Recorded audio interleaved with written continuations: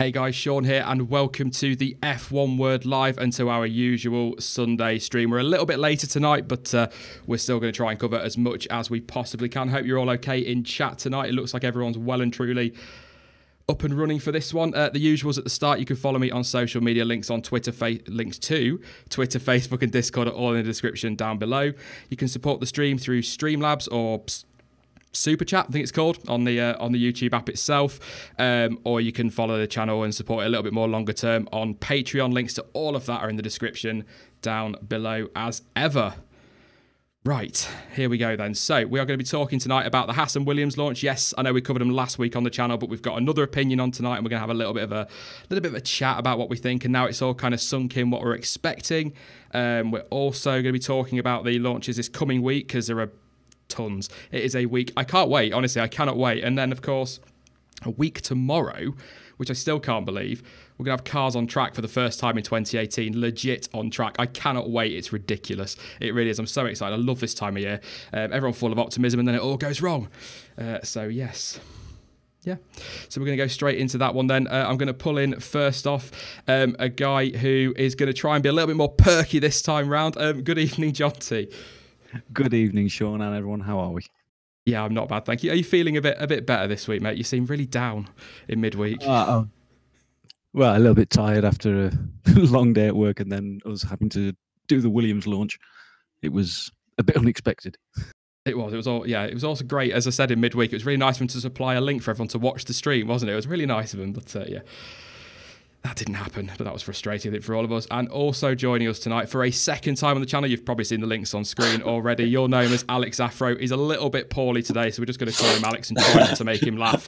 How are we doing, mate? Yeah, good evening. Thanks for inviting me on the stream again. Thanks for everyone for tuning in.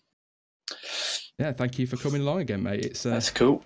Always good to work with you. Great to get another opinion on the channel as well. As I was saying to you before we came on, we kind of covered the Williams and Haas stuff in midweek when it happened, so it's gonna be cool to get your opinions on this one. We'll start off with Haas because they were first, completely out of the blue. I was out when they did it, so that was absolutely lovely. Thank you so much for that, Haas. So considerate. And I'll kick straight off by saying thank you to B Savory or Savory. I should have said it at the start, actually. Already a sponsor on Patreon, and it looks like he's sponsoring on YouTube as well, so thank you very much, mate. That is much appreciated. Fantastic, and thank you for your support. So thoughts on the Haas then, Alex? We'll get straight into it. Yeah, I mean, I'm obviously not very technical with my knowledge of Formula One, so it's hard to tell exactly what's going on there. But a lot of people seem to be comparing it to last year's Ferrari. I mean, there was always that link for the last couple of years, wasn't there, between them sort of getting technical support with the Ferrari team. So, yeah, I mean, it doesn't look anything revolutionary. I mean, the pictures they've, like as you said before the stream started to me, the pictures they supplied pretty much as bad as they can get in terms of the background and all that. But yeah, the livery sort of goes back to their 2016 campaign, doesn't it, a little bit? Yeah. But it looks all right, but it's just sad to see the halo hasn't really been that, well thought into the livery in any way. It's just the black, random bit in the middle of the car. Yeah, I think that's what's got people a little bit frustrated this week with the Halo, is we're sort of promised that once it's integrated and got all the stuff hanging off it, it was going to be much better and everyone would absolutely love it, and it just looks the same, basically. Now you've had a bit of time to reflect then, John T. Anything on the Haas you've spotted or any change of opinion on it at all? Not really. I've just become a little bit more disappointed with the livery, I think. I really want some blue in there. They make such a big deal about it being an American team. They should have all three colours there. Yeah, it could be something a bit less, look, we've had Ferrari backing, couldn't it, really? Because that's kind of how it looks to me. Trying to just kind of incorporate the red as if to say that we are associated with Ferrari, or thank you for your help. I don't want a huge, American flag down the side of it or anything like that. Just something a bit more patriotic to them, would have been nice and maybe reflecting of that. But I still love them barge boards. Even though they are basically a copy of last year's Ferrari, I still love them on that car, even though they're in a weird black. I don't know why they're black, whether that's to hide something and that will change. But as we saw last year, and I'm sure you'll remember, Alex, as well, they changed their livery about 907 times, didn't they? Yeah. So this probably isn't the final one, to be fair.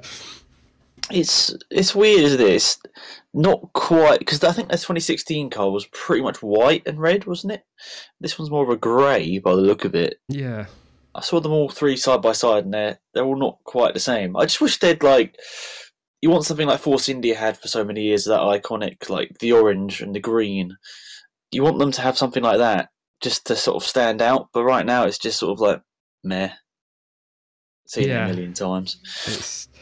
It's nice that they're mixing it up a little bit, because obviously with Ferrari, you're guaranteed red. With Mercedes, you're going to get silver and whatever, that green, blue. We couldn't decide last week. I'd say turquoise, but apparently I'm wrong. John, you went with teal, I think, didn't you? But you know you're going to get that with them, so it's nice to get them mixing it up. But I'd like to see some more liveries like Force India have had this year or this last year, and then maybe even like Jordan in the past that stand out a bit more. Agree. Totally agree. It's not green. It's not green. It's definitely not green. Definitely not green. Yeah, we do need a lot more bright colours. It's a spectacle after all. If everything is black, white, and a bit of colour here and there, it's going to be really boring. I mean, people loved it, didn't they? That the Force India went pink. I mean, it's like thank goodness it's not just PC one of 5 colours. It's just out there. It's like, even though I don't know, I'm not a massive fan of it. I think it's just great that it's different. Yeah. See, the pink on the Force India, I know we're talking liveries now, but the pink on the Force India really grew on me. When I first saw it, I was like, what on earth have you done? And then by the end of the year, I'm going, I'm loving this. Let's keep that for next year, please. I know you were the same, weren't you, Jonty, as well with that one? Yeah, I can even remember, who was it? Hulkenberg actually having a bit of a stab at them on social media saying, oh, looks like I made the right choice because they're going pink. Typical. It's not green. I'm not having it. It's not green, people in chat. It's turquoise or teal or aqua, but I'm not going with green. But let's not argue on liveries and what they look like. Sticking with liveries, Williams have got some criticism this week because the livery's pretty much the same. I don't know what people are expecting from a Martini sponsorship, to be honest. It's always going to be white, blue and red. But I think you said, didn't you, midweek, like a stripe up the middle, Jonty, might have been a bit more interesting, but... Yeah, I think we were just chatting by ourselves. Make that stripe really wide, go up the centre and flare out. Because this is the same one we've had for, 4 years now? Yeah. Yeah, but then at the same time, it is pretty much the same Ferrari live we've had for about 60 years. So it's not changed too much in that respect. But anything on that Williams then, Jonty, you've spotted since, or any opinions changed? Because we quite liked it, actually, when we looked at it on Thursday. Well, yeah, it still definitely looks more of a contender. I've watched some other, should we say, more educated reviews on it, and they seem to be saying the same thing. It's definitely a massive step forward for them. What do you think, Alex? Your first impressions of that car when you saw it? Yeah, I guess the problem that they've had the last couple of years is the downforce, isn't it? They've really struggled, especially last year. As I said before, I'm not really the technical side of things. I'm not really, haven't really got any sort of background in it, but the front wing definitely looks more developed than it has been the last couple of years, that's for sure. And it's hard to tell what's going on with the side pods and all that. It looks quite shrunk down. I don't know, I could be completely wrong, but it looks quite tight, I guess is the right word. Yeah, it does look like somebody's taken a hammer to it, doesn't it? A little bit. But I will say I'm not keen on the black underneath the white livery, but I have a feeling that won't be like that when we get to Australia. I think that's to hide a few bits as well. I think that's clever. A few in chat saying the halo looks all right on the Williams. I have to say it sticks out like a sore thumb, but obviously that's a dark room, dark backdrop. It's always going to stick out like that. But I've spotted actually on the halo, because we didn't talk much about it in midweek, weirdly enough, for a channel that have done nothing but talk about it for 6 months. What's quite interesting, there's a couple of cameras on that halo that look like they could be quite interesting, sort of driver, looking back at the driver in there. But one thing that is a concern, and we did point this out, the T-cam hasn't moved.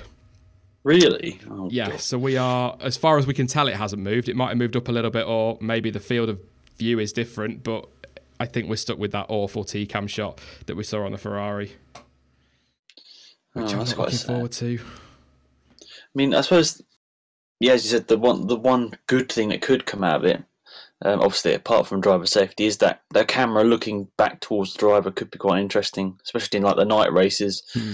Didn't they have one with Rosberg a couple of years back when they looked back into his eyes through the clear visor? That was such a cool shot. But I know that'll be different angle once again. But I mean, that could be a small positive. But yeah, as you say, the T-cam placement that's a shame, because that's not going to be a nice shot whatsoever. No, it's not. I wouldn't be surprised if we don't see a lot from that, to be honest, over the next year or so. They have actually said this week, though, the FIA, in I'll say to defend them, but they have said they are looking at ways to make the central pillar that they say doesn't obscure vision and visibility, make it thinner to stop it obscuring visibility quite so much. I do love how the FIA love contradicting themselves. I don't know. We've talked about it so much. I don't really want to go too much into the halo. I was going to say what could be done to improve it, but I guess the obvious one is take it off. But it's there for safety, and if it saves one life, it's done its job. So let's not get too far into the halo. The Haas, we'll go with Haas then again. John T, what are you expecting from them realistically this year? I'm hoping for a lot, because we need the new teams to, well, they're the only new team, but we need them to start competing, at least in the midfield. And on occasion they started brilliantly the first time out. I mean, 6th place in their debut race. That was fantastic. They kind of slipped back a bit, but with some more Ferrari backing, which they've clearly got, it should bring them forward quite a long way. Yeah, hopefully. I'd like to see them get in that midfield fight, but then if we can't have 6 or 7 teams fighting at the front, I'd quite happily take 6, 7, 8 teams fighting in the midfield, to be perfectly honest, for that 4th spot or 3rd spot even, if it goes well. But what do you think, Haas, this year? Alex, can they get in the midfield, or are they going to be right back there with the Saubers? I was quite worried for them, like, thinking about this last year, because they had that sort of decent amount of support from Ferrari the last couple of years, but now obviously Ferrari going much more down the Sauber, obviously Alfa Romeo route. So I'm kind of thinking Haas could have a pretty bad season, because surely all the support's going to be going on the Sauber side of thing. And whilst I know, I'd say probably the Haas lineup as a team is probably, stronger, I feel like the car could actually end up being behind Sauber. And then you've got teams like McLaren obviously going probably above them, so they might be one of the slowest cars. In my opinion, they could end up being one of the slowest cars. Yeah, I worry for them. But like I said towards the start, for a team that gave up so early in 2017 to focus on this car, I expected a hell of a lot more. It might be that they nail it and the chassis is absolutely what everybody wants. I mean, Gene Haas is talking about how people are already approaching him to purchase parts from Haas Automation or whatever it's called. So maybe there is some stuff they're doing inside the car that's going to give them that edge. But like you say, with that money going to Alfa from Ferrari, I can't see the backing going to Haas quite so much. So it's going to be an interesting one, that's for sure. But one team I think we kind of said in midweek, John T, we expect to really improve is Williams this year, and we're a little bit surprised we said that, because we thought they'd end up back in free fall again. Yeah, but just on the first viewing of this car and the clear influence of Paddy Lowe, they can only move forward. They certainly can't get any slower. Yeah. I mean, I struggle with Williams because they haven't really got an excuse in my book.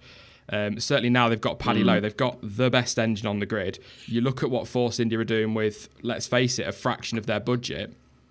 There's no reason why Williams shouldn't be in that fight with McLaren, Force India, possibly even Renault for 4th spot. But at the same time, with all their expertise, everything that goes into it, the extra $10 million that they get every year from the FIA, they should actually really be up there challenging the Red Bulls and the Ferraris, not just Force India and Renault. But yeah, especially with Paddy Lowe on board, I just expect so much more from them. So hopefully they're going to get there. But as we've said a couple of times, that is definitely a Paddy Lowe car. There's no doubt about that.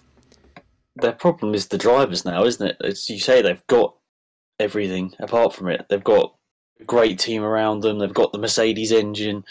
But now they've sort of, I guess, dumped themselves with 2 very inexperienced drivers, 1 year of Formula 1 experience between them. So if that car is amazing, they still might struggle to score points, which is such a weird world, isn't it? Where the drivers with much more experience could, make up that half a second gap.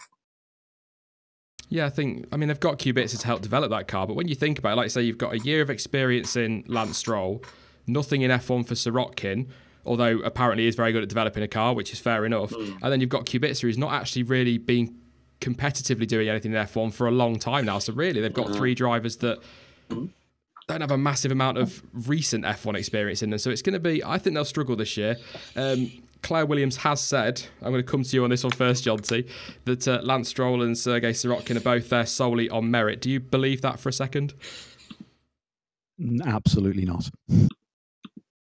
With all of the drivers that they could have chosen from, if there was no money on the table, then neither one of those, or even Kubica, by rights, would be even within a shout of that seat. No, I'd agree with that. As I said in my video yesterday that, you know, Sirotkin and Stroll, as I've said a million times, they have to have some talent. They have to have some pedigree, because you can't just walk up with money and buy an F1 seat. However, it was the money, whether people like it or not, that made the difference. And I see a lot of people throwing out there, you know, oh, well, Sirotkin finished third in GP2 2 years running. Well done. Jolyon Palmer won the GP2 title. You know, so that doesn't mean anything. It is the money that's made the difference. I have no doubt Sirotkin's a quick guy, but I don't think, again, like Jonty said, without the money, if there's no money on the table, I think Wehrlein or Kvyat, maybe Kvyat, would have been sat in that car rather than a Sirotkin. Yeah, I agree. I mean, I don't know why you would feel the need to say that. It's just needless pressure on them. They don't need that when they've had so little experience between them. It's making them out to be Fernando Alonso, I should say, and really they just need some sort of private backing, I'd say. They just need to get their heads down behind the scenes. They don't need to have this all out in the public. No, I mean, they've tried to shut it down this week, to be fair to them, but I think what they've ended up doing is by trying to shut it down, they've made it worse by coming out and saying that, you know, she has said, you know, Claire Williams quite openly that, you know, the money helps the team out. Of course it does. But just say, you know, okay, we've taken him because he bought the money. Had the money not been there, he might have ended up as a reserve role, or maybe not quite so public as that, 'cause it might put the guy down, and you don't want to be ruining his season before he gets there. But I don't know, maybe they're telling the truth, but I've watched F1 for too many years now to know that F1 teams rarely tell you the truth. So yeah, let's jump into next week then, and a week absolutely rammed full of launches. We'll start with Alpha Sauber for some reason. Should have been Red Bull, but there you go. That's how good I am today. Alpha Sauber, they launch on Tuesday, I believe at 11 a.m. or around 11 a.m. or 11:30 a.m. on Tuesday. What are we thinking then for them this season? Are they going to be back of the grid and then really make the jump in 2019, or are we going to get a bit of a surprise when we get to sort of the first European race of the year? Who did you want to go first? Either.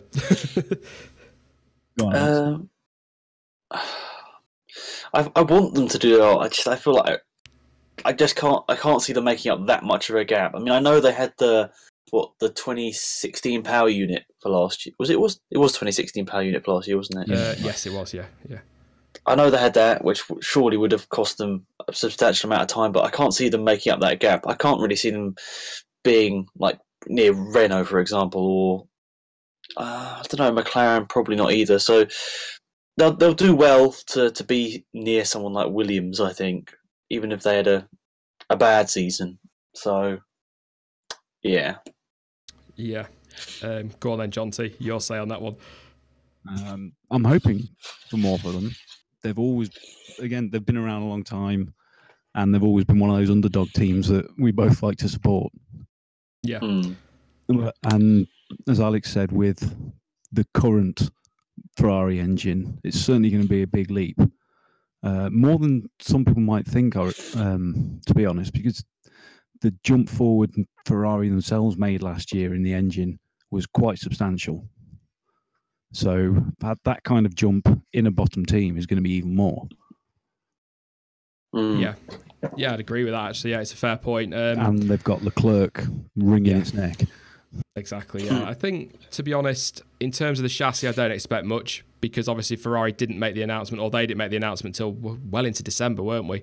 When the announcement first came through. So I can't see it being a massive jump chassis-wise and big change, but I can see that being developed very, very quickly and quite massively as the year goes on. So, but like you say, Sauber, underdog team, we're Brits, we always root for an underdog. So, you know, we'd like to see them do well, but I think it's going to take maybe just after the summer break, some new bits bolted on it then maybe, but I think 2019 is the big step for them. But like you say, that Ferrari engine will make a massive difference.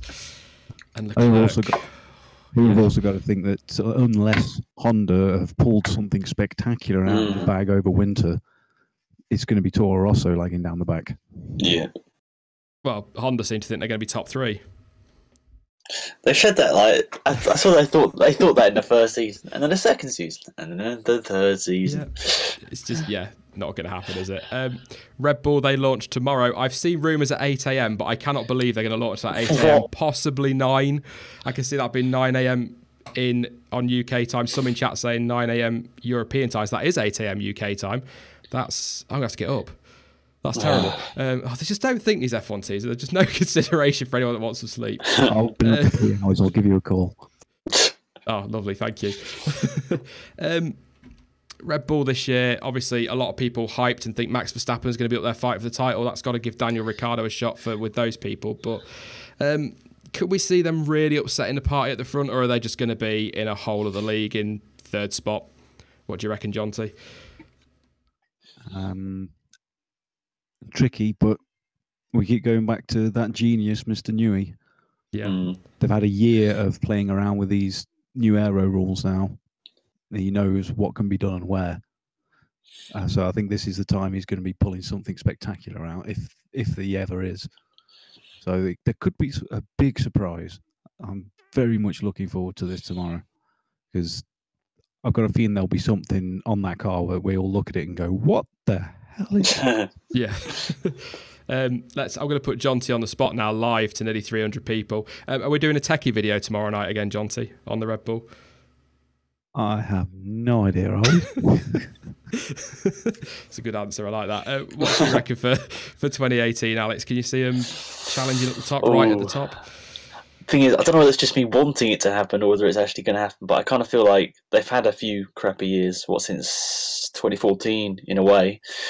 They haven't really been top tier. I feel like this is the year. Yeah. I feel like this is the year. The only thing, once again, is just the Renault power unit, whether that is quite as strong as the other two, really. I don't know if they...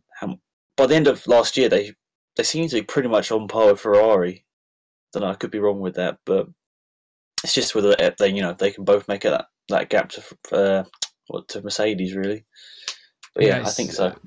It's like we've said, and we're going to say a lot, I'd imagine, in today's stream. At the end of the day, it's all down to what Renault do. If they can, we know Adrian Newey is going to build a good chassis. We know that. So it's all down to that power unit. And that's why, as I often say as well, there's a reason there isn't a Mercedes engine in the back of that car. There's a reason.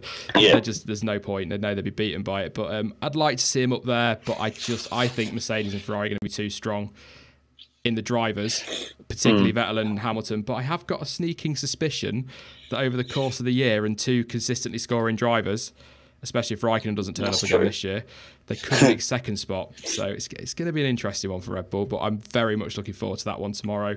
Renault, there is Jolyon Palmer in that lovely picture. They've made good strides. They made good strides last year. Big step forward. Are we expecting them to start mixing it for that 4th spot now? Do you reckon, Alex? I think they should. If they don't, I think they should be disappointed, because... Well, you talked about the Force India budget earlier.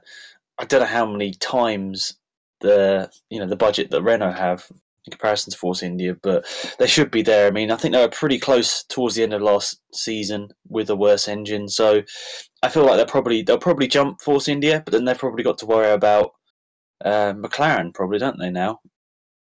Yeah, of course. We've got that's going to be a big change, isn't it? That's going to be that might even make the championship look worse for some teams than it is, because obviously McLaren, you would expect them to turn up with a good chassis and an all right engine. They should make quite a jump forward, but I think, I don't know, same power unit as Red Bull last year. There's no reason why they shouldn't have been higher than they were, but it all comes down to chassis, and if you haven't got yourself an Adrian Newey or a Paddy Lowe, then you might struggle a little bit. But what do you reckon for Renault in 2018, Jonty? I think what we saw from the end of last year is that they've finally got the driver lineup sorted a bit better. Carlos Sainz really stamped his authority very early on when he came in and showed that he genuinely is fast. He's definitely on for a high team, so he's going to be important in Renault's development next year, I think.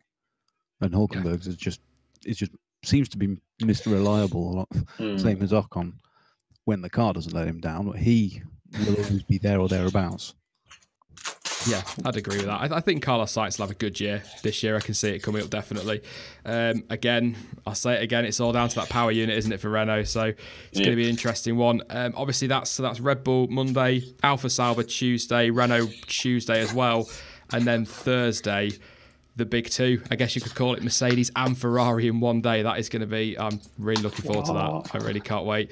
Are Mercedes going to take both titles again this year, do we reckon, or are Ferrari going to be? I mean, you look at the strides they made last year; they could be up there. What do you reckon, John T? If the reliability's sorted, they're in with a shot for constructors. I think the drivers might be a bit of a stretch for them, depending on how Lewis's mindset is. Who's this? This is Ferrari. Yeah. Okay. Yeah, it also depends on Raikkonen's mindset as well. Has he picked himself up after 2017? Like I said, the last couple of weeks, he seems to do his best work under pressure. So if they just keep putting the pressure on, don't give him a contract, a bit like Bottas as well, maybe till towards the end of the season, he might have a shot. But what do you reckon, Alex, for Mercedes in 2018? I think they didn't come out the blocks with the best car, did they, last year? I don't know, it was quite close. No, but it was tight, wasn't it? I feel like it's going to be quite similar again this year. I said that I think Ferrari and Vettel are going to win the championship. I don't know whether, once again, whether that's just me wanting it to happen, just for something else to happen. But yeah, you know the Mercedes at least are going to be just consistent. They're going to be up there. It's just whether they've got that extra step that they seem to have had since 2014, really. Yeah, it was tight last year. I just can't see in the constructors anybody stopping them. I think Bottas will improve on last year. Raikkonen, he's under pressure, does his best work under pressure, but has he already checked out? You know, it's hard. I love Kimi, and that's not a knock at him, so I absolutely love the guy, and he's brilliant. But, you know, I don't know. I think constructors is Mercedes to lose. In terms of drivers, I've already said I think Sebastian Vettel will take it, but it will go down to the wire. It is going to be so close, but yeah, it's going to be a good one. Obviously, we'll keep talking on Ferrari as well. I don't know why, but I've just got that feeling this year that Sebastian Vettel's got a massive point to prove after driver mistakes last year. Ferrari have got a point to prove with their reliability, which they're already saying has improved. But of course, they're going to say that. They're not going to say it's got worse, are they? But can you see Vettel taking the title, Alex, or do you think Lewis is just going to have a bit too much? I do think Vettel's going to win the title. I don't know. I feel like he's had so many years of things just not going his way, and obviously last year with the one where he really needed it to go his way, it all seemed to just collapse with like 5 to go. But yeah, I feel like he just seems so focused in the first half of last season, and if he can just recapture that, I feel like in a way he might be unstoppable. But Hamilton's just crazy fast, isn't he? So you can't ever count him out. So yeah, I think Vettel will win it. That's what I'm going to say. You put your neck on the line like me, Alex. It's never a good thing to do. What do you reckon then, John, for 2018 and Ferrari's hopes and Sebastian Vettel's hopes? I've got to be honest and say I would like to see that happen just to shake things up again. Yeah. And it was Ferrari that made the big strides with the changes to the aero last year. You know, they were the only ones who realised you could go proper crazy around the side pods. And that did give them such a huge boost at the start. But then once everyone else realised, it evened out a little bit. And it was Mercedes who really had the momentum at the end of the year. So I honestly can't say. They can take the fight to Mercedes, but it's going to be so close. It's like we want a title decided, preferably in Brazil rather than having it. But you know, we'd like a title decided. But one thing I did think about earlier was with Kvyat coming in, your man, of course, Alex, with Kvyat coming in, you've got Vettel, Raikkonen. There's quite a lot of experience in there to help develop that car through the season. Again, Kvyat's not the most experienced by a long way, but when you think for a third driver the last few years, it's going to be an interesting one. I can see that getting developed quite nicely and input from everybody. Obviously, Kvyat less likely to crash the car, sorry, Alex, if he did a simulator. So, but yeah, I guess that getting developed quite nice to see him challenging. But like I said, I think he's got a lot to prove this year. I think, Is your mic all right? Sorry, everyone in the chat seems to be saying robot. We got robots. Hang on. Let me 2 seconds.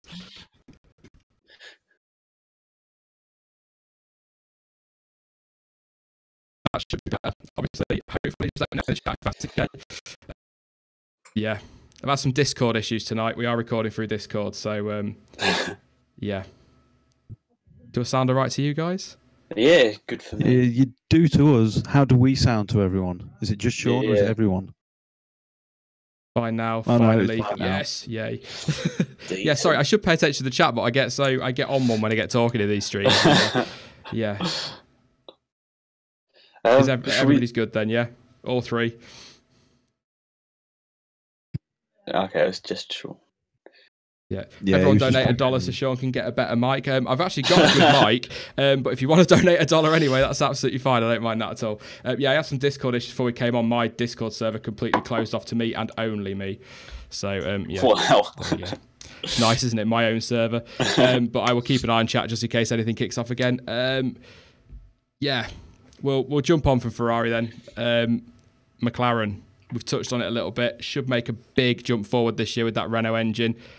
We're pretty confident, aren't we, Jonty, that Alonso's going to pick up a win or 2 on the right track. So I'm looking forward to seeing McLaren towards the front. Yeah. Wow. Yeah, I can't wait to see them coming back, getting in the fight. I've already put my neck on the line saying Alonso's going to do a surprise pole in Australia. It probably won't, but I'd love to see it. That is putting it out there. I know it's virtually impossible, but a man can dream. I think I can see him nicking something at Monaco.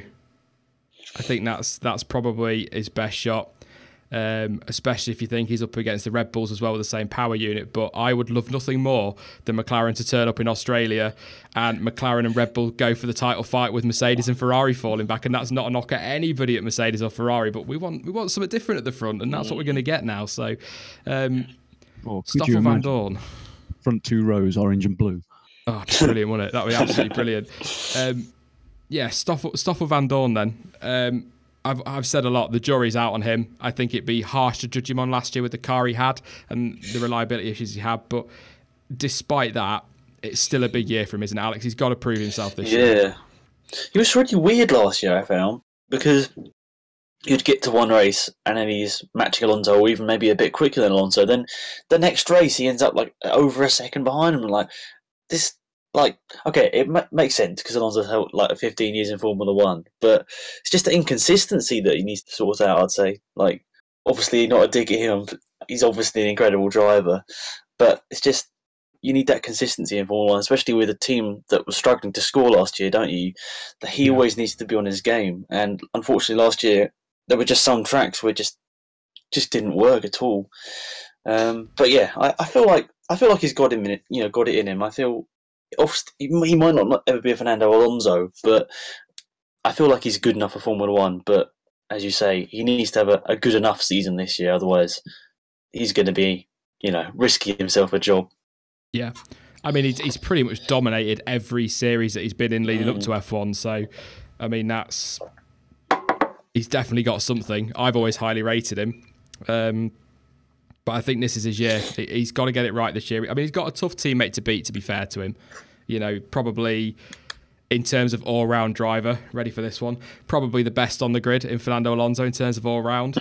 So it's going to be tough. That is going to be tough for him to beat him. But I think he'll do all right. I think he'll do okay. He'll probably be behind Alonso for most of it, but I don't think there'll be much in it at all, to be honest. Yeah, it's not a disgrace to be behind Alonso by Absolutely not. A couple of tenths, is it? Especially in your second season of F1. No, I'd agree with that one. Anything you want to add on McLaren, Jonty? No, just the livery we're all looking forward to. As long as it's papaya, I don't think anyone cares what the design is. Yeah, I'd agree with that. I think I do love going back and looking at the 80s, the red and white liveries. Obviously, they can't have that now. The silver, again, of the 90s and early noughties. I mean, they've had some great liveries, McLaren, but I wasn't a big fan of last year's. I like having the orange back, but I didn't really... Nah, not for me. Not for me at all. Is it Alonso's last season in F1? I think it depends how well it goes. If it looks like... No, I was going to say, if McLaren are lower than 4th in the constructors, then yes, it is. Yeah, actually, I'd agree with that. If there's no signs of progress, then he might as well just go full time wherever else he wants to go. Sorry, mouthful there. I guess that leads me on to then very quickly before we get into talking about the start of the season, which is not blooming far away. I can't wait.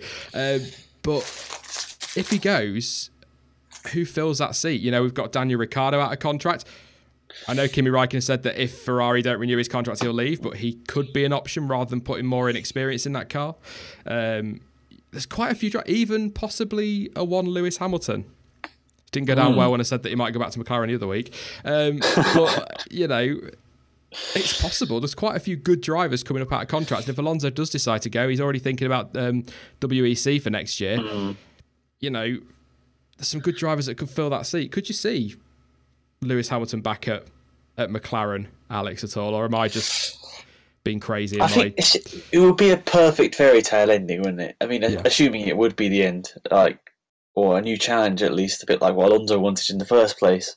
But if you could go there, if you could make them great again, or, you know, challenging for a championship again, and then quit, I think that would just be like the dot on his career. That would just all be perfect. But I don't know. I feel like obviously they'd never be able to be in the same team again. No. Yeah, I think it's definitely an option, especially if someone like Ricciardo goes to Mercedes. I don't think Hamilton would be too up for having such an incredibly competitive teammate. I don't know. It's gonna be an interesting year in the driver market. I'm not going to ask Jonty whether he thinks Hamilton end up in McLaren, because Jonty, do you still think Hamilton's going to retire at the end of 2018? I still think there's a good chance of it. But more on topic, Nation Gurung's kind of made the point I was going to say. I cannot see him going back to McLaren without Ron Dennis there. It's a good point, yeah. It's a fair point. He kind of backed him, didn't he, quite massively, Ron Dennis. Zach Brown's a very different character as well. I quite a big personality. I know Ron Dennis was, but yeah, whole different team now, isn't it? It's not the McLaren he left all those years ago, so... Ron Dennis was like his second dad, really, wasn't he? Yeah, a little bit, yeah. Anthony Harvey just said what I was going to say about Lewis Hamilton. Actually, will not retire a world champion. I've always said with Lewis Hamilton, if he wins the world championship, he will always try to defend that.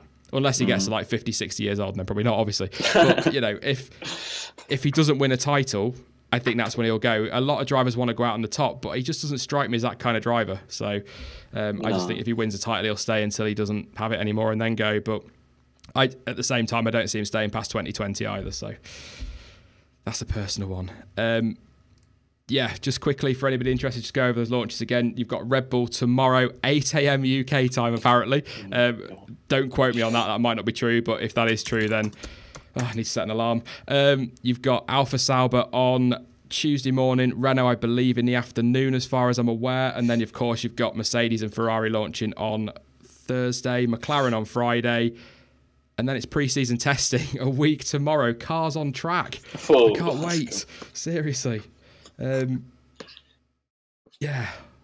gone quick. I moaned all January that the season was too slow, but that has gone quick. It's gonna be nice. I just kind of feel like, I know it's only testing. We don't really learn a huge amount at the end of the day, and it's not, you know, a lot's hidden, and we don't really know what the running order is till we get to the end of Q3 really in Australia. But it's just going to be nice to see them cars out there getting some coverage again on TV. Be nice to see Sky Sports actually doing what they're paid to be doing, rather than repeating the same stuff over and over again. You look, I can't wait. It's just that buzz, isn't it? Everything's back. What we love doing at the weekend, watching Formula One, is now seriously hyping up again. Exactly 5 weeks today.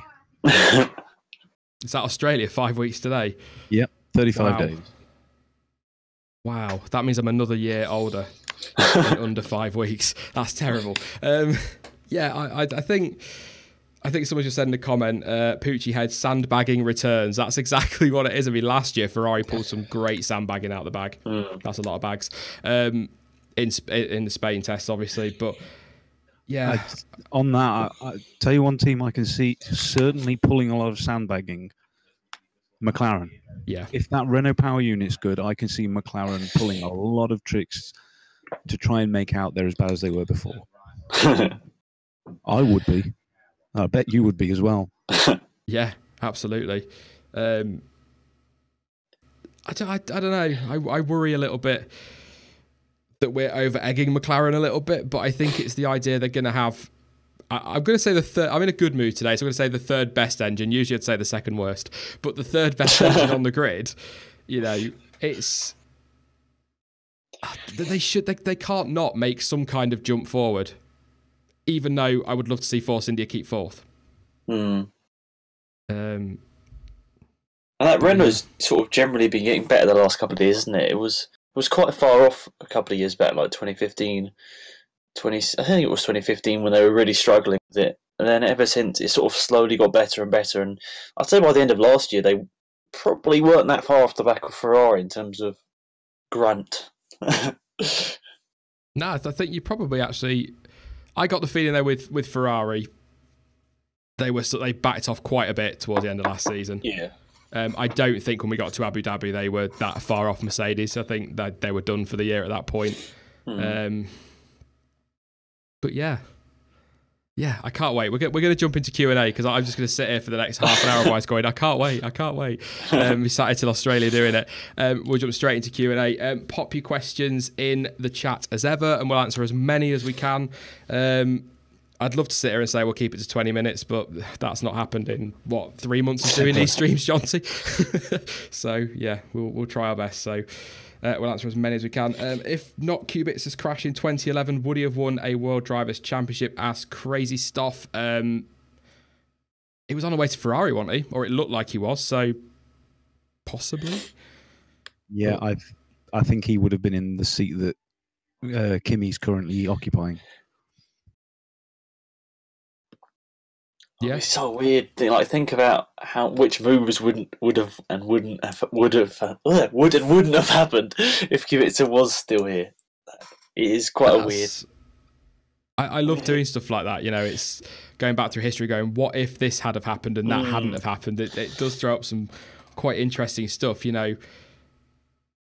What if Verne had gone to Red Bull instead of Kvyat when Vettel went to Ferrari, what would have happened then with Verstappen? What would they have done then? But, ditch Kvyat, we know what they'd have done. But, just stuff like that. I think there was a lot of talk around him going to Ferrari anyway, wasn't there?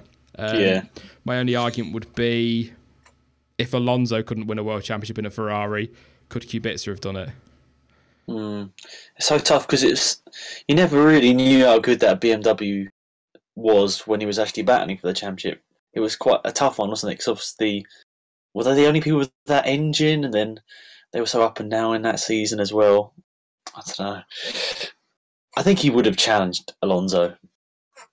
But you never know. It would be nice. It'd be nice to have that answered. I'm not convinced he'll come back to racing in F1. No. But either way, even if he just ends up as a reserve driver for Williams for the next 3 or 4 years, that's still one hell of a comeback and one hell of a story for a guy that was told he'd never race again. He's got a test in World Endurance LMP1 Manor. He's got a couple of weeks. 3 FP1 sessions as well. Very nice. 2018, Nicholas Latifi's got 1, which is awesome. Yeah, you're a big Kubica fan though, aren't you, John T? Well, yeah, again, I mean, it's the underdog. And even before his injury, it was a hell of a comeback story. The crash of 2007 and then to come back a year later and win. There must have been problems in it. Thinking about it in your mind. Every time you come up to that corner, you've got to be thinking about it. So, yeah, I am a big fan of his. Yeah. He's a nice guy as well, isn't he? He's quite down to earth for an F1 driver, or certainly the way he comes across anyway to the press. So, Oscar Hernandez, if Renault PU is good, can we expect a pole from Van Dorn? I think my answer to that is if we're talking about Alonso having a shot, then I guess so, technically. But is that going to be that quick over one lap? How many? They've only had one pole, haven't they? Since 2014, Renault power unit. Was that Monaco 2016? Am I wrong? I feel like, I can't. Yeah, I feel like that's it. Yeah, they've not had many, so I mean it's not great over one lap, but well, they never had that extra engine mode, did they? That's what Ferrari and Mercedes always had, was that extra engine mode in Q3. I think Red Bull or Renault obviously had never had that. What do you think, John T? Can you see Van Dorn getting a pole or two in 2018? I don't think so. I would like him to, but if the McLaren is quick enough to be capable of it, then I think he'll get outpaced by Alonso. Yeah.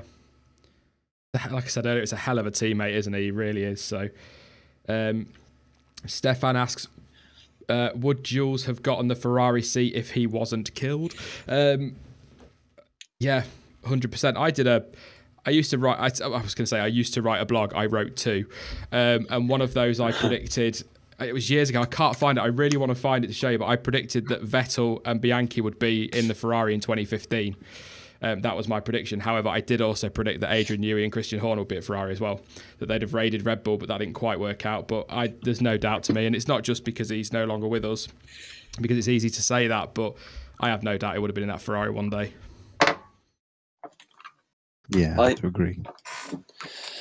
It's so tough, isn't it? Because that manner was just so bad. He needed it. I feel like he probably would have needed at least a season in something that wasn't so terrible for them to fully judge. But everything we've seen, well, everything we saw over his career was like pointing in that direction. So, yeah, I kind of feel it would have been the case 2015, 2016. Yeah, I think especially when you look at the drivers they've had, again, not knocking Kimi Räikkönen, but they kind of went back for him, didn't they? And you kind of feel he was filling a gap that somebody else would have filled, let's put it that way. And again, I love Kimi, so I'm not... Yeah. Andrew Graham, I'm going to put this one to you, John. He says, do you think Räikkönen is finished as a driver? That's all down to his mindset. Last year, he just looked like he didn't care. And he was just doing a job as opposed to pursuing a passion. So there's a good chance of it. But again, we're not going to know till Australia. If he comes flying out the blocks, that will probably set his mind at rest for the whole year. And he'll be challenging all the way. If he's not in the front two rows from quali in Australia, then I think he's done. Yeah. What was I going to say? He looks like he's lost quite a lot of weight. I don't know, that's just, I know he wears baggy suits and that doesn't really show his physique, but some of his pictures make him look quite lean. But I guess they're all trying to lose weight now, aren't they, because of the halo? I just feel like he checked out last year. But I've always said this, I've always put the comparison of Kimi Räikkönen and James Hunt, and there was a lot with James Hunt when he won his title that was it. He was done, he won his title, not bothered anymore. Not long after that, he retired. It's kind of the impression you get from Kimi Räikkönen, not just because of the drinking, but, kind of, I don't know, but again, I think as not poor as he's been, but as not brilliant as he's been as a driver this last year or so, we'd still be losing one hell of a character from the grid. And it would be a shame. So massive fan base. Hamilton to win 8 World Drivers' Championships, asks Sard SQ. Sorry if I got that wrong, or Said SQ. No, I don't think he will. I think end of 2020 he'll be gone, if not before. 8's a big ask for anybody. We have to be honest about Hamilton. He is coming to the end of his career, whichever way you look at it. And with Ferrari resurgent, it's going to be hard. I mean, if they keep the dominant car, as they had in 2014, 15 and 16, possibly. But I don't think they will anymore. So, yeah. Jurassic Emu, what F1 teams could you see joining in future years? Do you want to take that one, Alex? I've always sort of wanted one of the, like, Prema or whatever to make the step up. I think that would be quite a nice story. But you feel like it's more likely just going to be like a massive brand, isn't it? I mean, like, could Aston Martin be taking up a Red Bull? Does that count? To answer your question, like, sidestep it a little bit. It's so tough because it could be just a certain set of regulations convince a certain set of teams or manufacturers to come to Formula One, but I can't really pick a name out of the top of the head right now. Yeah, I mean, obviously 2021 engine rules changed. Possibly a Porsche, maybe entering. I don't know about teams though. I don't know about teams. Engine manufacturers I can see coming in, but I'm just not sure about new teams. A lot of the manufacturers want to head over to Formula E now, don't they? So yeah, I mean, I've got to agree with Alex saying that we need some of the actual teams from the lower formulas to step up. So many who they spread out across so many of the formulas, like Carlin, Prema, ART. They're in half a dozen different formulas all over the world. They need to step up, get an engine deal, see what can be done. Even someone said Russian Time, they're relatively new and have made massive strides in F2. Well, Carlin are an IndyCar now. No, that's a bit of a sidestep now. Yeah. That's a big step for them, isn't it? Because they've GP2 F2's been their biggest thing pretty much since their creation. So I guess they'll see how that goes. But I don't know. It's just where do they get those extra millions from? Well, I mean, there are options. If they're clever, there are, like, say, a team like Dams. If they could do a nice tight deal with Renault, as their B team, as it were, similar to Toro Rosso and Haas to some extent, that's an easy way in for them. Yeah, I'd agree with you on that. I mean, I still think B teams could be a route with the cost of F1. Even when they try and reduce costs, they seem to ramp the costs up somewhere else. So I think B teams wouldn't be a bad idea. It's just making sure that doesn't interfere too much with, say, a championship fight. You don't want a Ferrari B team leaping out of the way of the Ferraris and then sitting there and blocking the Mercedes when they're supposed to be lapped and stuff like that. So, but it could be a way forward. Obviously, Toro Rosso are as good as, but yeah, well, yeah, I think that'd be a good way. But at the same time, I don't know how many teams we want on the grid. 12, 14 seems about right, doesn't it? I think 2010. I think that was a good number, wasn't it? Was it 24 cars? Yeah, I think that was quite a good number. Because if you go too much over that, then you're just going to get the problem of in Q1, so many cars out on track trying to find a space. It will get silly. Yeah. Yeah, well, they did adjust the places, and I think they changed the times of the sessions when we lost the lower teams. Oh, okay. So they can just increase, like they'd make Q1 20 minutes instead of 15. Yeah. Do you think they'd have to strictly enforce the 107% rule though? If we had that many cars on the grid, like a stupid number of cars, because you're going to end up with maybe 3 teams that are nowhere near the pace and are just basically mobile chicanes. Because they used to be quite strict with the 107% rule, didn't they? You couldn't, if you were outside of that without a very good reason, that was it. Nowadays, it's I'm just not quick enough, and they're like, okay, you can come race, it's fine. So, yeah. Amir, he asks, if Senna didn't die, then what would the Senna-Schumacher rivalry have been like? Probably in one word, insane. Could you imagine? It was already getting spicy, wasn't it, Jonty? And yeah, it would have been fantastic. I loved it. Yeah, but it would have, if nothing else, it would have answered the big question that we've all got now of who was better. I mean, in a perfect world, they'd have both been in the Williams for 95. That would have been the most amazing thing. Yeah. Would have been incredible. I mean, I had Imola 94 not have happened, I think Senna would have won the 94 title. If Hill can get that close, Senna would have done it easy. There's no doubt about that. I think 95 would have been closer. He would have taken 96. But there's a little bit of me that thinks that if he'd still been around, Schumacher wouldn't have gone to Ferrari and Senna would have made that move instead. I couldn't see him staying around past sort of 98, 99, but I could have seen him going to Ferrari to finish his career off. A lot of big drivers at the time wanted to, so. Yeah, I could also see him. He would have been one of the people to start his own team. Yeah. Predominantly with the focus of a way in for younger drivers. He did so much in Brazil for young people. So that's what would have happened, I think. Jack says, this is one for you, John. Should the European Grand Prix move around every year? For example, Donington one year and Jerez the next, and so on. Absolutely, yes. That was the original plan for it. And it went to Donington 1 year, and then went to Nürburgring and stayed there for about 10.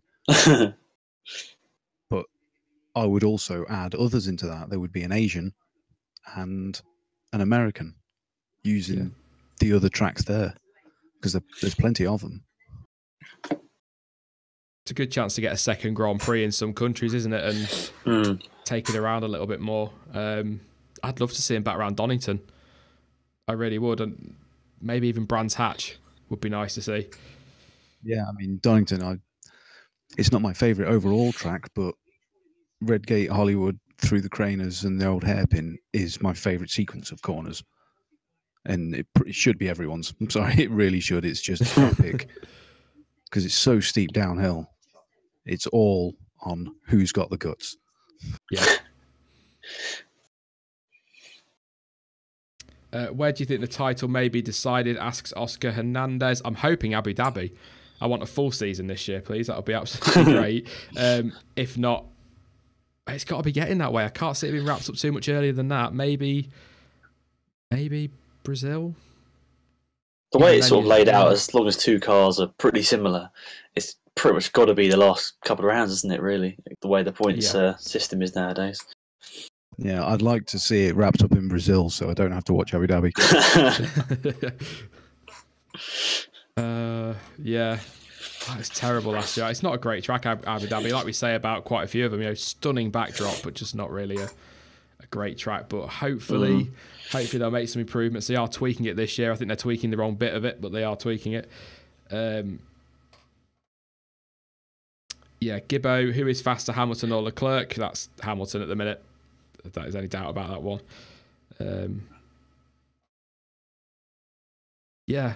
I can't see how Leclerc could be quicker just yet. I think he's got the potential to be very special, Leclerc, but not just yet. Yeah, he can be in the future. Yeah.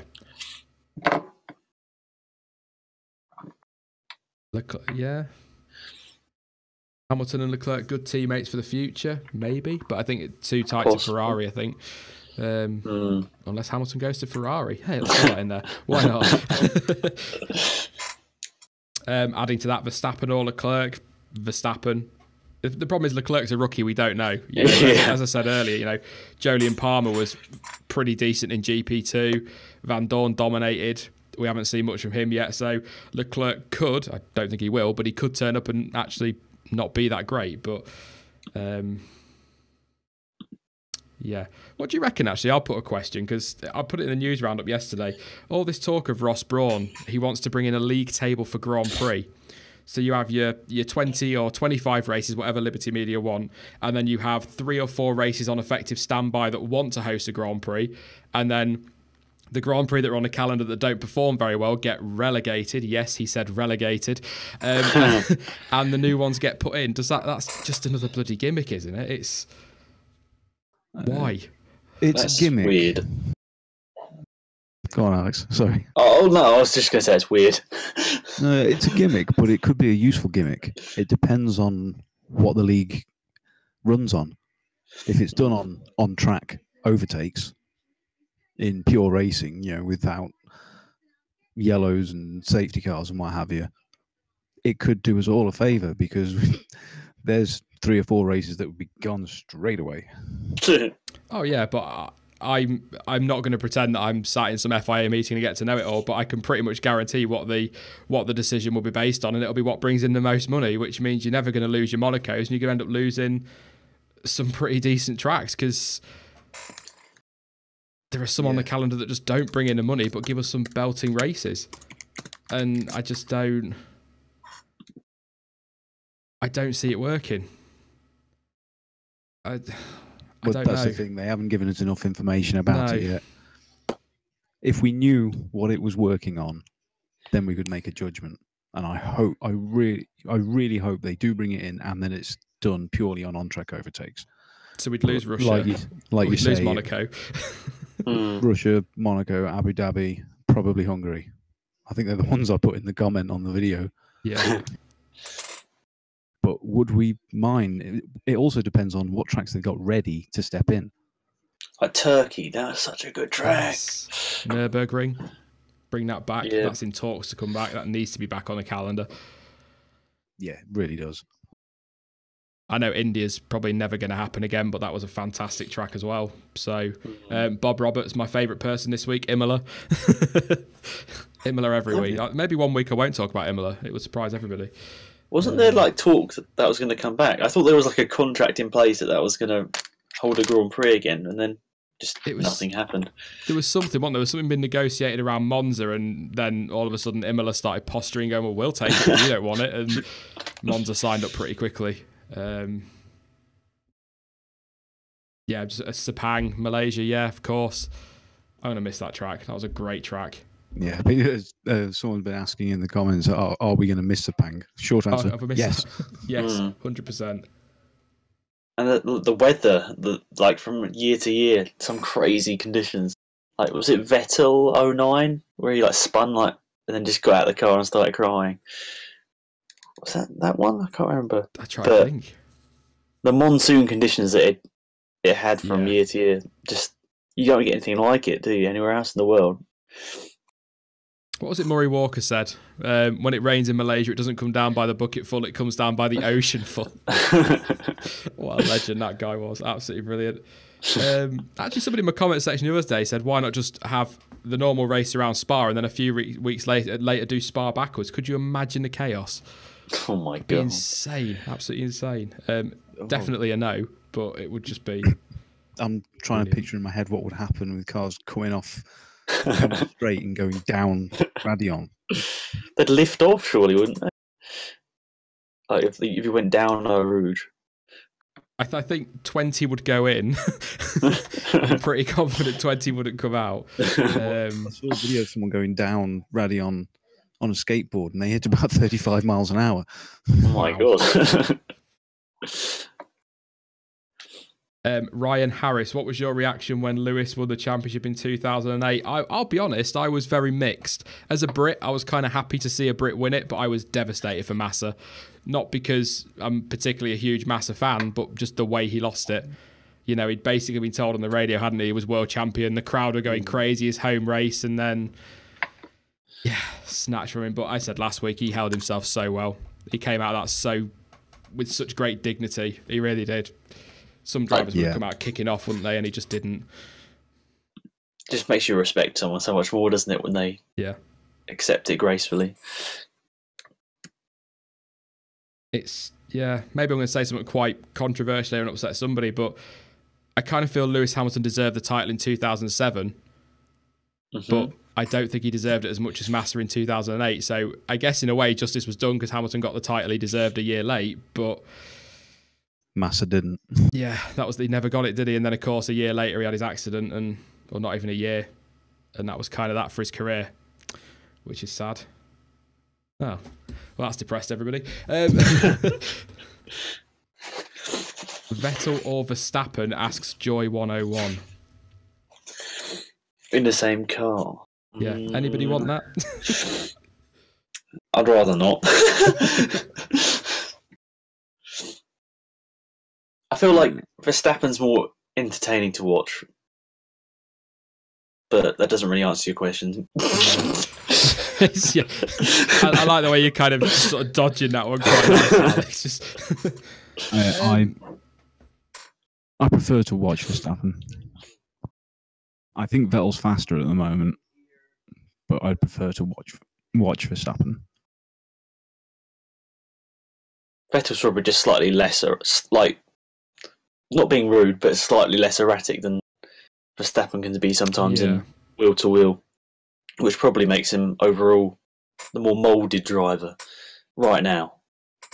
It's a difficult one to call, actually. If you're just talking on outright pace, it's actually quite a tough one to call. I think Verstappen would edge it. Oh, I shouldn't have said that.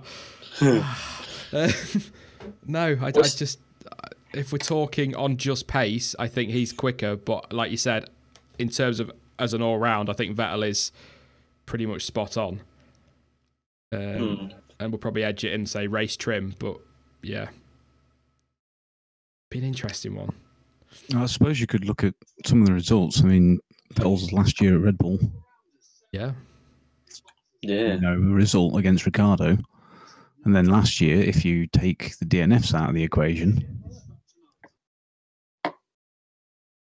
Yeah, it's a fair point. Yeah, it was pretty tight. Just watching questions fly by as I sit here thinking who's better, Verstappen or Vettel. Yeah, take a couple more and then we'll end it there for today because we've got absolutely tons coming up this coming week.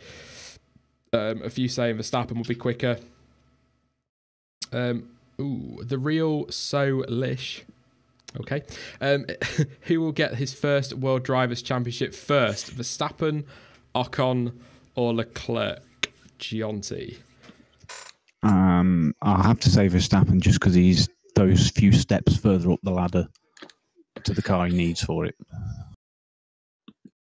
Alex? I think I'd agree, yeah.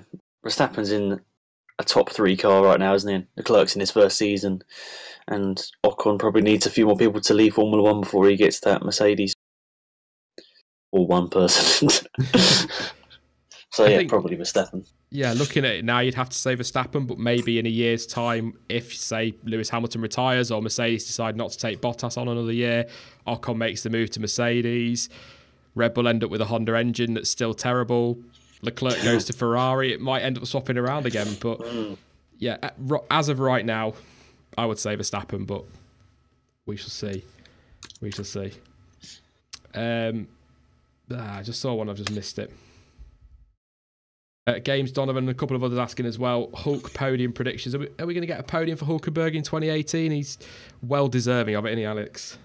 I feel like this is the season for that. I feel like it's not his last chance by any means, but I feel like surely it's got to happen this year. It's like I'd say it's probably the best car he's probably going to have ever had in his career. So yeah, I'll say yes. Conti?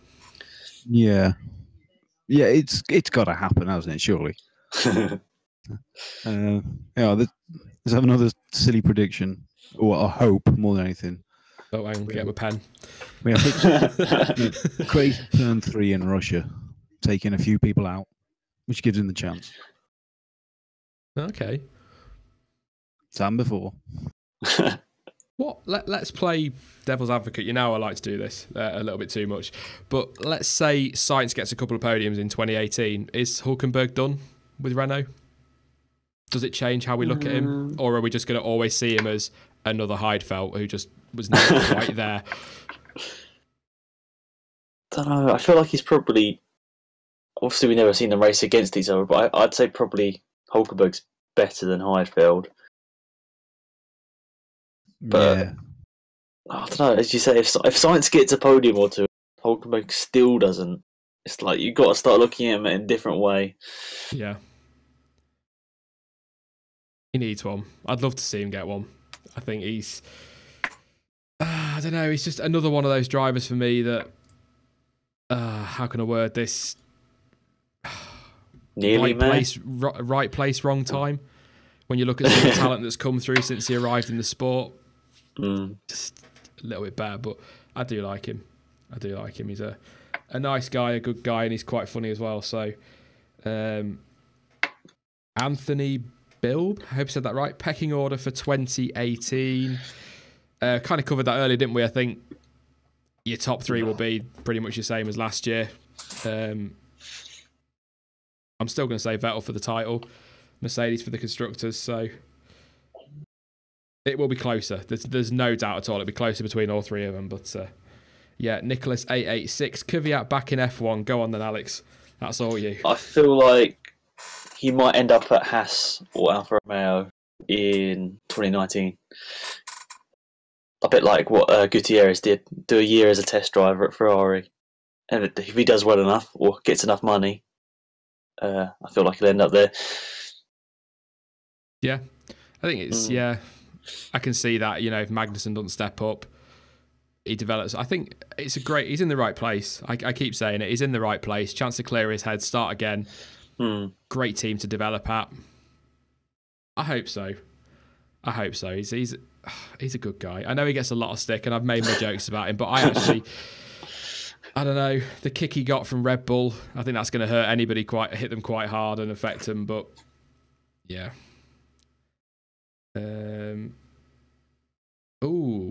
This could be one to end on. I don't know. Yeah, I'm going to save that to end on. I'm going to take one more, then I will take that question. You might have seen it. I think I know what he's talking about. Just having a look. If there's anything to put before that. Alpha Sauber replace Ericsson with Kvyat this year or next year, yeah. Pascal back in F1, another one that I really hope we do see back.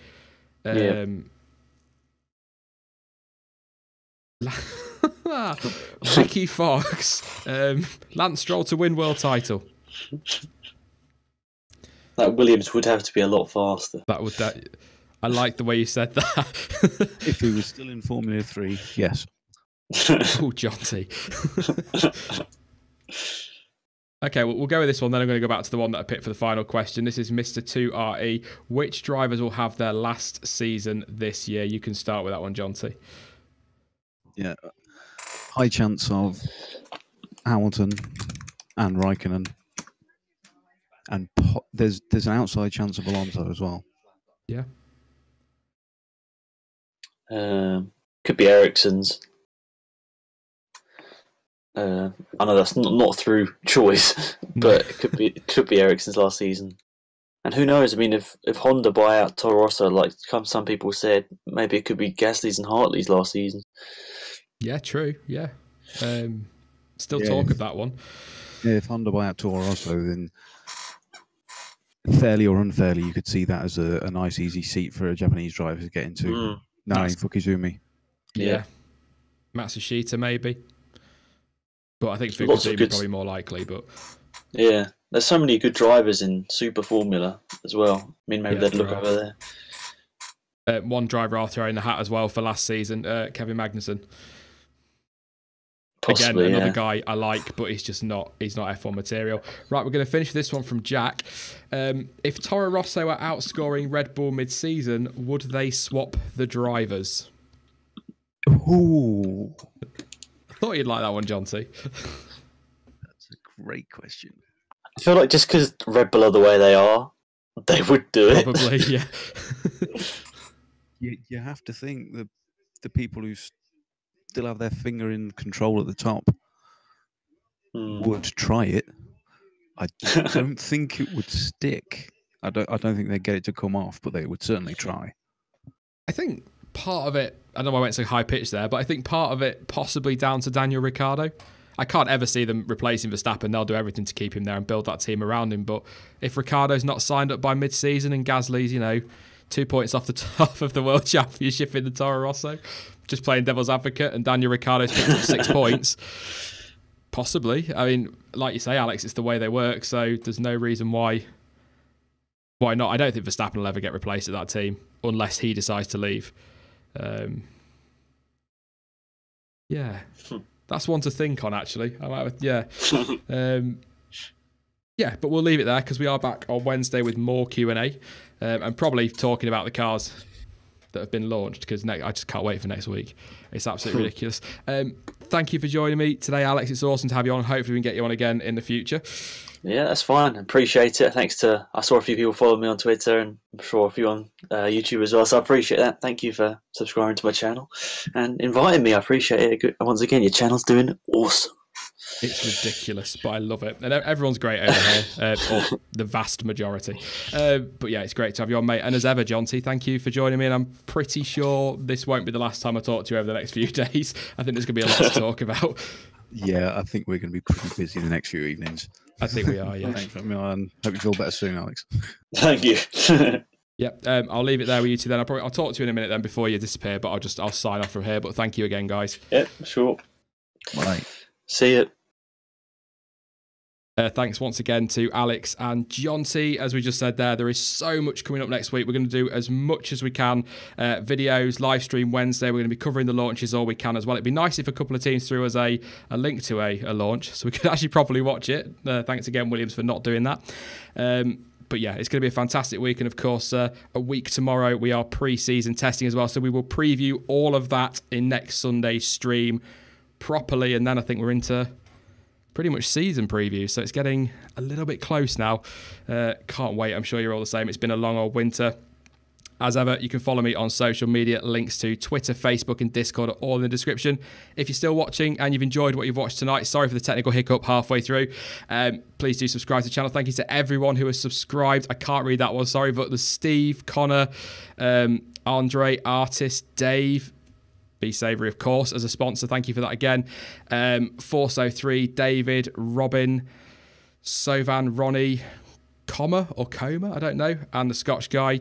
Thank you very much for all your subscriptions. It's awesome to have you on board. I will be back tomorrow with more content because it's just going to come thick and fast this week. And don't forget to join us on Wednesday for our weekly midweek Q&A.